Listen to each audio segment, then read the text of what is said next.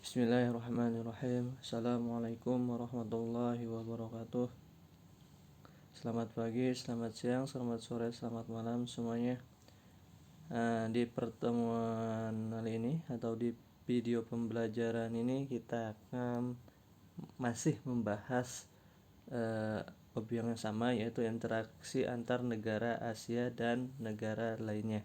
Nah, yang akan kita fokuskan di sini, kita akan membahas dinamika penduduk benua-benua di dunia dan pengaruh perubahan ruang dan interaksi antar ruang di Asia dan benua lainnya. Nah, itu yang akan kita pelajari hari ini. Yang pertama di sini ada dinamika penduduk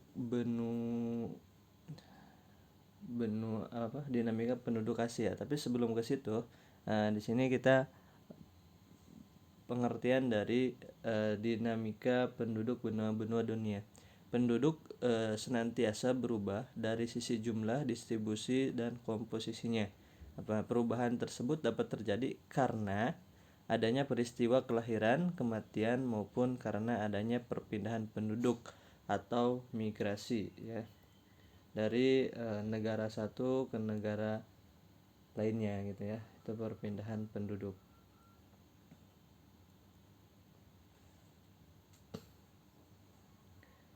Nah, perubahan komposisi penduduk itu seperti budaya, etnik, dan agama juga menunjukkan dari dinamika penduduk. Nah, kita akan membahas di sini dinamika penduduk Asia. Nah, berdasarkan data WVDS, ya, pada tahun 2005 jumlah penduduk Asia mencapai 3.921 jiwa. Ya, jumlah tersebut bertambah menjadi 4.397. Nah, pada tahun 2015. Ini artinya yaitu penduduk Asia bertambah sebesar 476 juta jiwa dalam kurun waktu 10 tahun. Ya, penduduk Asia itu tersebar tidak merata, ya. Beberapa negara di Asia merupakan negara dengan penduduk terbesar di dunia seperti Cina, India, dan Indonesia, gitu ya. Nah, wilayah yang dengan jumlah penduduk tertinggi terlihat di Asia Timur, Asia Tenggara, dan Asia Selatan, ya. Wilayah pedalaman Asia itu relatif lebih jarang penduduknya, ya. Jadi lebih padat di daerah kota gitu dibanding daerah pedalaman. Nah, dilihat dari peta di sini, ya, atau peta kepadatan penduduk di Asia, itu sebesar 25% penduduk Asia berusia di bawah usia 15 tahun dan sebesar 8% berusia 65 tahun ke atas, ya. Penduduk Asia berusia antara 15 sampai 65 tahun sebesar 67%. Nah, ini berarti sebagian besar penduduk Asia tergolong usia produktif. Nah, penduduk usia produktif adalah penduduk berusia antara 15 sampai 65 tahun, ya, WVDS. Laju pertumbuhan penduduk di Asia itu mencapai 1,5% per tahun, ya. Tapi walaupun begitu, persebaran yang pertumbuhan penduduknya tidak merata di setiap kawasan, yaitu di sini banyak, ya, contohnya. Yang pertama itu ada Yaman, Suriah, Arab Saudi, Laos, dan Yordania. Nah, merupakan negara-negara yang pertumbuhan tinggi di atas 2,5%.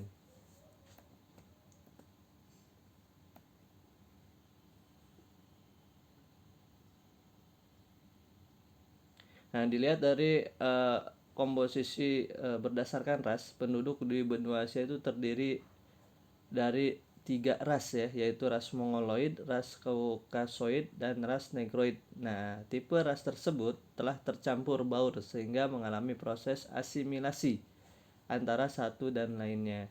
Dalam wilayah tertentu masih terdapat ras dominan sebagai berikut. Yang pertama itu ada Asia Utara dan Asia Tengah. Mayoritas adalah ras Kaukasoid atau ras Europoid, ya. Di Asia Timur dan Asia Tenggara itu sebagian besar rasnya itu ras Mongoloid. Terus di Asia Selatan itu dominan dengan ras Kaukasoid. Asia Selatan bagian selatan didominasi ras Negroid, ya, misalnya suku bangsa Dravida di India Selatan dan Sri Lanka. Nah, selanjutnya di Asia Barat Timur Tengah bagian selatan, khususnya negara-negara semenanjung Arab atau Yaman, Oman, didominasi ras Negroid. Nah, selanjutnya ada Asia Kecil atau Asia Barat atau Timur Tengah bagian utara didominasi ras Kaukasoid atau Europoid dan ras Negroid, ya. Nah, Asia memiliki budaya yang sangat beragam. Asia merupakan tempat lahirnya agama-agama besar di dunia seperti Hindu, Sikh, Konfusianisme, Taoisme, Shinto, Buddha, Islam, Kristen, dan Yahudi. Agama-agama yang lahir di Asia kemudian menyebar ke berbagai wilayah di Asia dan dunia.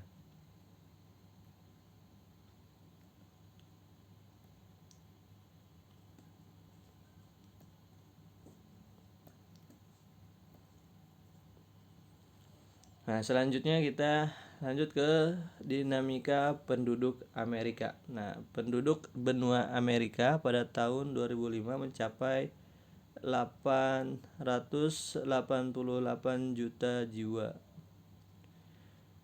Sedangkan pada tahun 2015 mencapai 987 juta jiwa. Ini berarti terjadi pertambahan penduduk sebesar 99 juta jiwa dalam kurun waktu 10 tahun, ya. Laju pertumbuhan penduduk di benua Amerika tergolong rendah, yakni 0,9% per tahun. Ya, sama sebenarnya seperti Asia, yaitu tidak merata, ya. Konsentrasi penduduk Amerika berada di bagian timur dan barat Amerika Serikat, Amerika Tengah, dan Karibia, serta bagian barat dan timur Amerika Selatan. Bagian tengah benua Amerika umumnya lebih rendah kepadatan penduduknya.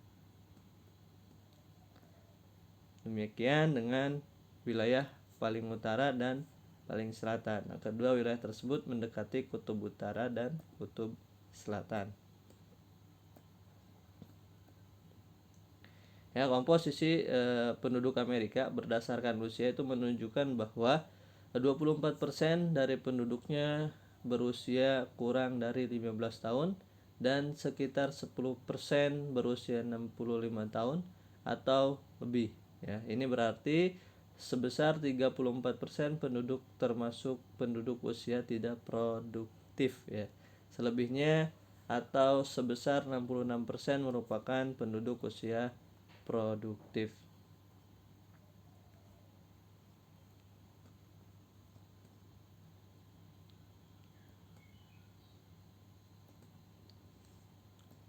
Oke, lanjut aja kita ke kepadatan penduduk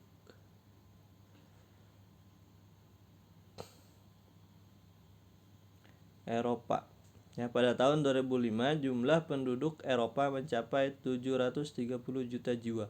Nah, pada tahun 2015 jadi 742 juta jiwa. Artinya penambahan sebesar 12 juta jiwa dalam kurun waktu 10 tahun. Nah, penambahan tersebut, ya, lebih rendah dari Asia dan Amerika yang sudah kita bahas tadi. Pertambahan penduduk Eropa yang relatif lebih rendah tidak lepas dari angka kelahiran yang lebih kecil dari dua benua sebelumnya, yaitu Amerika dan Asia, ya. Angka kelahirannya hanya 11 jiwa per 1000 penduduk dan angka kematian sama, ya, 11 kematian tiap 1000 penduduk. Nah, bertambahnya penduduk Eropa disumbang dari migrasi masuk ke Eropa dari benua lainnya. Laju pertumbuhan penduduk Eropa sangat rendah, bahkan kurang dari 1%, yaitu hanya 0,2% per tahun. Nah, penduduk Eropa tersebar di sejumlah wilayah. Ya, umumnya konsentrasi penduduk Eropa itu berada di Eropa Utara, Selatan, dan Barat. Nah, konsentrasi penduduk tampak pada kota-kota besar dan sekitarnya, seperti Amsterdam, Brussels, London, Madrid, dan Warsawa. Nah, di Jerman konsentrasinya penduduk tidak hanya sekitar pantai, tetapi juga sampai pedalaman. Ya, mengingat banyak kota dan industri dibangun sampai ke daerah pedalaman benua. Ya, demikian dengan kota Madrid juga sama, yang berada di jauh di pedalaman, memiliki konsentrasi penduduk yang tinggi.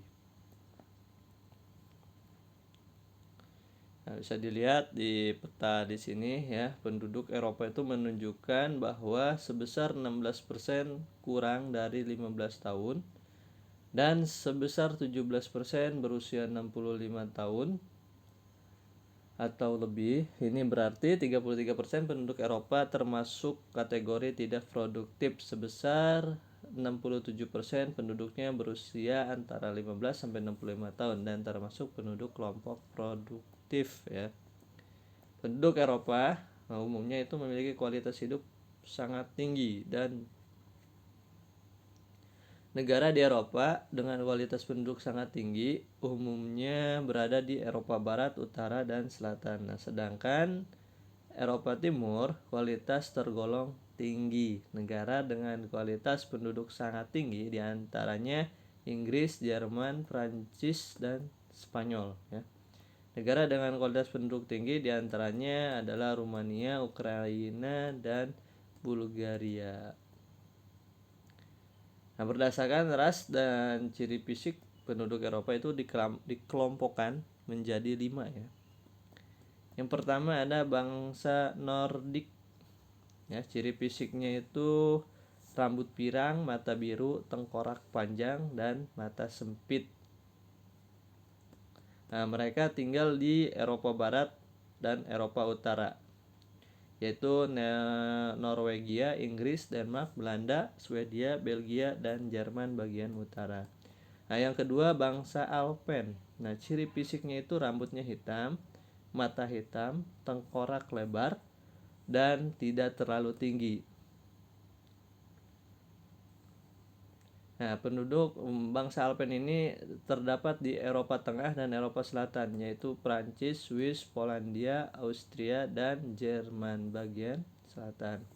Nanti yang ketiga ada bangsa Mediteran, yaitu ciri fisiknya itu rambut hitam, mata hitam, badan dan tengkorak menyerupai bangsa Nordik. Ya.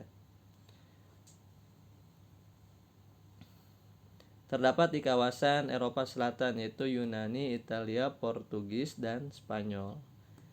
Nah, yang keempat ada bangsa Slavia. Nah, ciri fisik menyerupai bangsa Alpen ya. Mereka banyak tinggal di Eropa Timur, yaitu Kroasia, Bulgaria, Serbia, Montenegro, Ceko, Rusia, Ukraina, dan Slovakia. Dan yang kelima, yang terakhir, bangsa Dinarik ya. Ciri memiliki rambut gelap dan banyak terdapat di Rumania.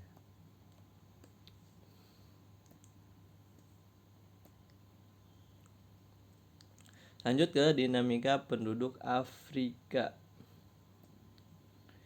Ya, pada tahun 2015 jumlah penduduk Afrika mencapai 1.171 jiwa. Ya, angka tersebut bertambah sebesar 265 juta jiwa dari jumlah penduduk pada tahun 2005 yang berjumlah 906 juta jiwa. Nah, besarnya angka pertambahan penduduk tersebut tidak lepas dari tingginya angka kelahiran di Afrika yang mencapai 36 tiap 1000 penduduk. angka kematian penduduk Afrika juga besar, yaitu 10 tiap 1000 penduduk. Namun angka kematian tersebut jauh di bawah kelahiran. Ya, angka migrasi juga negatif ya, kecuali Afrika Selatan. Artinya ada penduduk Afrika yang bermigrasi ke benua lainnya. Laju pertumbuhan penduduk Afrika sangat tinggi, yaitu 2,5% per tahun. Sebaran penduduk benua Afrika juga tidak merata ya. Wilayah tertentu hampir tidak berpenghuni, yaitu di wilayah gurun. Wilayah dengan kepadatan tinggi terdapat di bagian utara Afrika Utara, bagian Afrika Barat, bagian timur Afrika Selatan, sepanjang lembah, sungai Nil, dan seterusnya. Nah, wilayah dengan kepadatan rendah terdapat di gurun Sahara dan bagian tengah Afrika. Nah, bisa dilihat di peta ini ya. Kualitas penduduk Afrika itu umumnya relatif rendah berdasarkan kriteria HDI ya, Human Development Index. Tidak ada satu negara pun yang memiliki kualitas penduduk yang tergolong sangat tinggi. Beberapa negara memiliki kualitas penduduk yang sangat tinggi, seperti Aljazair dan Tunisia. Negara yang kualitas penduduknya tergolong sedang antara lain Mesir, Afrika Selatan, dan Namibia. Nah, negara dengan kualitas penduduk rendah diantaranya adalah Sudan, Ethiopia, Kenya, dan Chad. Nah, secara garis besar, penduduk Afrika itu digolongkan menjadi 4 kelompok besar ya. Yang pertama, ras Negro yang mendiami sebelah selatan gurun Sahara, merupakan penduduk mayoritas ras Negro ya. Terdiri atas beberapa suku bangsa seperti suku Masai, suku Kikuyu, suku Zulu, suku Sudan, dan suku Bantu. Nah, yang kedua ada ras Kaukasoid ya, dari keturunan Arab yang mendiami Afrika Utara. Ras ini terdapat di sepanjang pantai Laut Tengah dan terdiri atas 2 suku, yaitu bangsa Semit dan bangsa Hamid. Nah, yang ketiga ada ras Kaukasoid dari keturunan Eropa yang kulitnya putih ya. Keturunan Eropa ini jumlah sedikit dan banyak tinggal di Afrika Selatan. Dan yang keempat yaitu suku pribumi, merupakan penduduk asli yang banyak tinggal di daerah-daerah pedalaman. Nah, suku pribumi terdiri atas suku Pygmy di hutan Kongo, suku Bushman di gurun Kalahari, dan suku Hottentot di Afrika Selatan. Ya, seperti halnya benua Asia dan benua lainnya, benua Afrika juga memiliki budaya yang sangat beragam. Keberagaman tersebut tidak hanya terlihat antar negara tetapi dalam satu negara.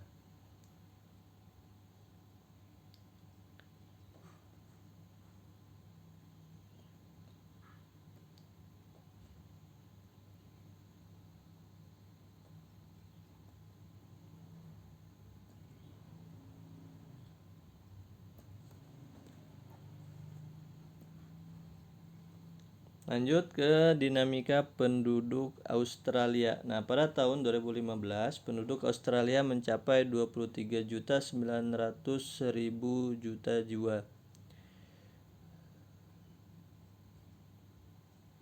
Pada tahun 2005 jumlah penduduknya mencapai 20.400.000 jiwa ya, atau terjadi penambahan sebesar 3.500.000 jiwa dalam kurun waktu 10 tahun. Jumlah penduduk Australia memang jauh lebih kecil ya jika dibandingkan dengan benua lainnya. Penambahan jumlah penduduk Australia itu terjadi karena adanya kelahiran yang mencapai 13 kelahiran tiap 1.000 penduduk. Nah, angka kematiannya adalah 7 kematian tiap 1.000 penduduk. Australia juga menjadi negara tujuan migran dari berbagai negara lainnya, sehingga migrasi neto ini mencapai angka 8 ya.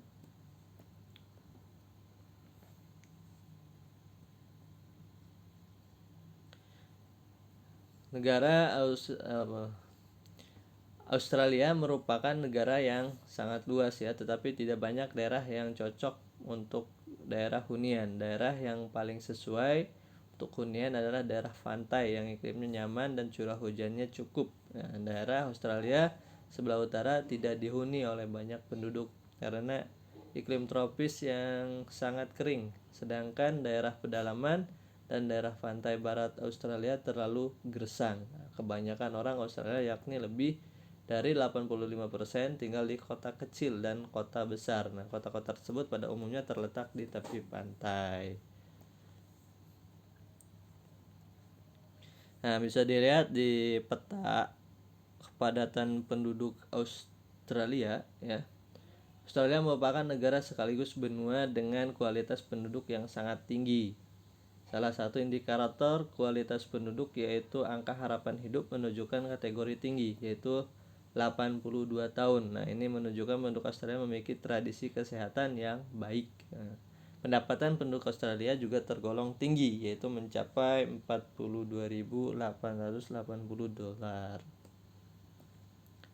Sebagian besar 92% penduduk Australia adalah bangsa kulit putih atau ras Kaukasoid. Selebihnya adalah dari Asia 77%, Aborigin dan lainnya 1%. Bangsa kulit putih umumnya adalah dari Eropa yang sebagian besar berasal dari Inggris dan Irlandia. Nah, sisanya dari Italia, Belanda, dan Skotlandia, Jerman, dan Yunani. Nah, penduduk yang berasal dari Asia sebagian besar dari Cina dan India.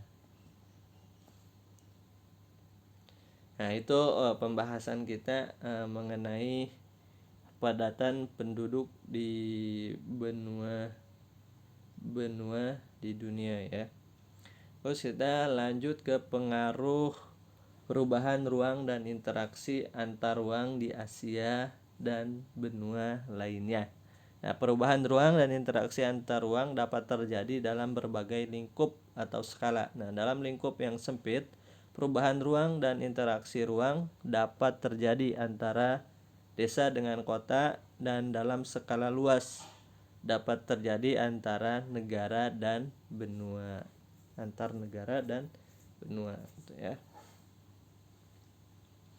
Perubahan ruang dan interaksi antar ruang dalam lingkup desa dan kota telah menimbulkan berbagai pengaruh ya bagi desa maupun kota. Nah, di Asia dan benua lainnya, perubahan ruang terlihat dari adanya alih fungsi lahan dari hutan menjadi pertanian dan pemukiman, serta dari pertanian menjadi pemukiman.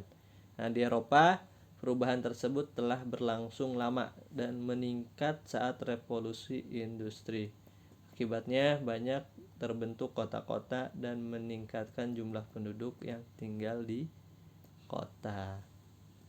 Nah, di Asia perubahan ruang terlihat dari alih fungsi lahan ya. Sekitar 50% lahan di Asia telah berubah menjadi wilayah pertanian. Banyak daerah di Asia berubah menjadi daerah perkotaan. Perubahan tersebut mendorong terjadinya interaksi antar ruang dalam bentuk perpindahan penduduk dari desa ke kota.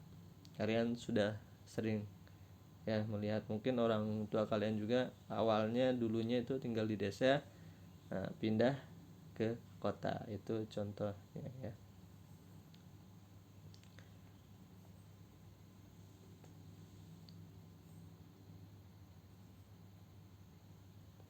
Kota-kota di Asia dan benua lainnya menjadi tujuan penduduk dari desa-desa di sekitarnya. Nah, perkembangan ekonomi yang cepat di daerah perkotaan membuat banyak peluang kerja dan kesempatan berusaha, sehingga banyak penduduk desa pindah ke kota. Gitu ya. Ada sejumlah faktor yang mendorong penduduk desa di Asia pindah ke kota. Yang pertama adalah alasan ekonomi. Nah, seperti makin terbatasnya lapangan kerja di desa dan faktor lainnya seperti konflik, bencana alam, terbentuknya gurun, dan intrusi atau masuknya air laut ke arah daratan.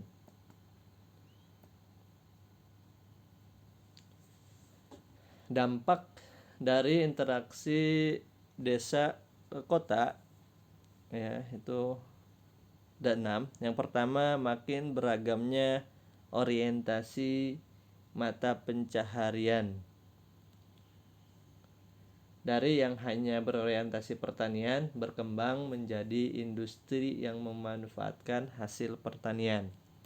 Nah, yang kedua, makin meningkatnya produktivitas pertanian dan adanya teknologi tepat guna atau cara bertani yang lebih maju. 3. Makin baiknya sarana transportasi antara desa dan kota, sehingga memperlancar mobilitas penduduk maupun barang dari desa ke kota ataupun sebaliknya ya. Yang keempat, budaya kota biasanya masuk ke desa. Nah, baik dalam secara berpakaian, bahasa, seni, dan sebagainya ya. Yang tidak selalu sesuai dengan budaya desa. Berkembangnya media massa membuat warga desa semakin melek dengan isu-isu politik yang sedang berkembang, sehingga kesadaran politik warga desa terus meningkat. Nah, yang keenam, makin banyaknya guru dan sekolah dibangun di desa, sehingga tingkat pendidikan di desa meningkat. Nah, dampak untuk kota. Nah, bagi kota, desa memiliki peran yang sangat penting. Yang pertama, secara ekonomi, kota memperoleh sumber daya dari desa, baik berupa sumber daya manusia, berupa tenaga kerja, maupun sumber daya alam yang berupa hasil pertanian atau hasil tambang.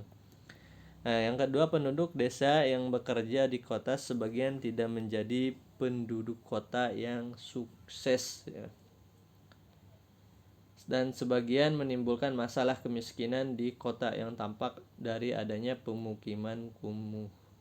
Yang ketiga, kota dihuni oleh penduduk pendatang dari desa, sebagian masih mempertahankan budaya atau cara hidup di desa. Nah, pengaruh interaksi keruangan bisa terjadi antar negara dan antar benua. Jarak yang jauh kini tidak lagi menjadi hambatan ya dalam melakukan interaksi berkait dengan kemajuan teknologi informasi dan komunikasi serta transportasi. Jadi semuanya lebih mudah ya, lebih cepat. Peristiwa di suatu negara dengan cepat disaksikan oleh penduduk di negara atau benua lainnya. Ya, tiap kejadian kita misal di Eropa ada badai, nah kita di sini bisa langsung tahu karena ada kecepatan teknologi informasi ya.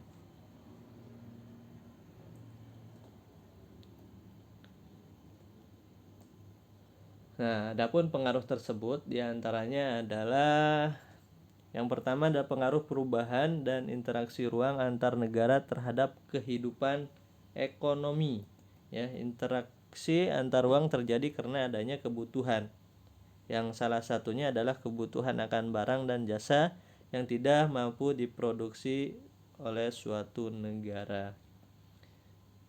Ya, negara yang memasok kebutuhan tersebut memperoleh keuntungan ekonomi dari barang dan jasa yang dipasoknya. Keuntungan tersebut menguntungkan negara karena banyak tenaga kerja yang terlibat dan diperolehnya devisa dari hasil penjualan.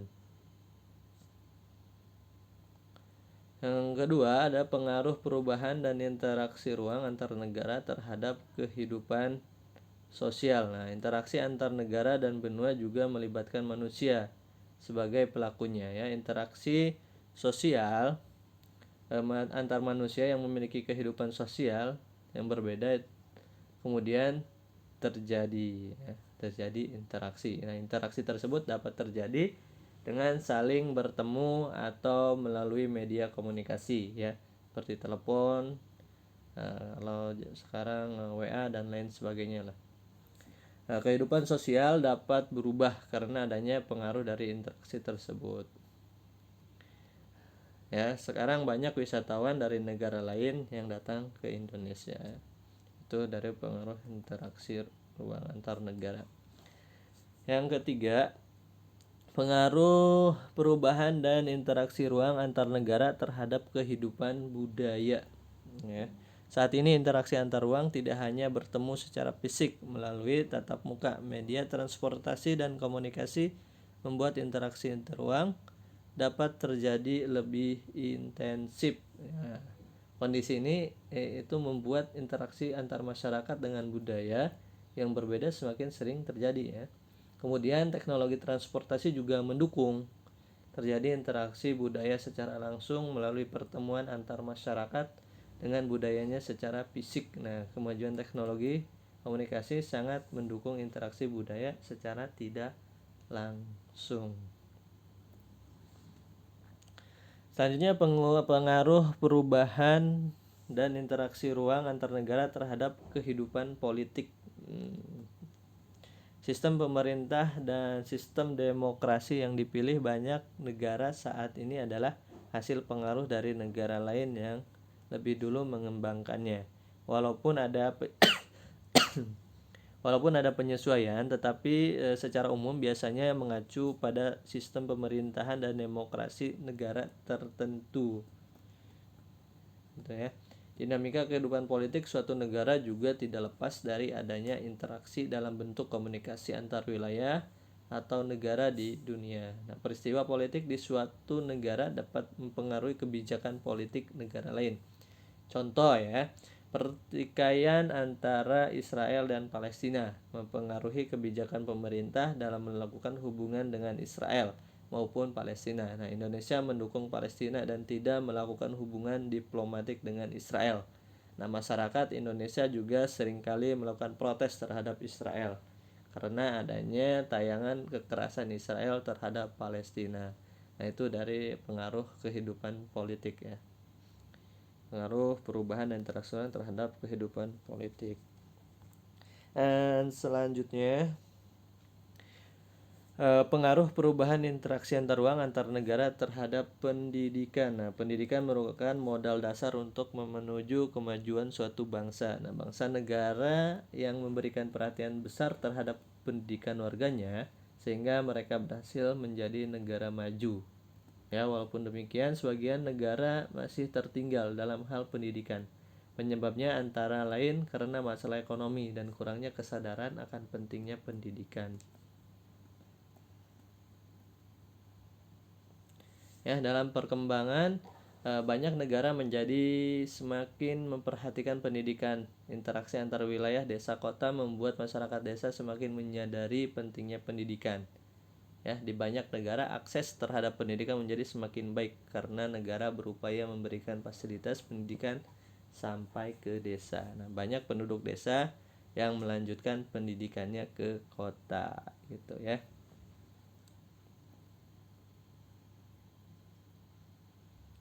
Ataupun hubungan antar negara ya dalam bidang pendidikan. Banyak negara yang berkembang mengirim pelajar dan mahasiswa ke negara-negara maju. Tujuannya untuk apa? Untuk meningkatkan kualitas sumber daya manusia di negara-negara berkembang. Nah, negara maju juga banyak yang menyediakan fasilitas beasiswa bagi negara-negara lainnya yang masih berkembang. Nah, itu pembahasan kita ya di video pembelajaran kali ini.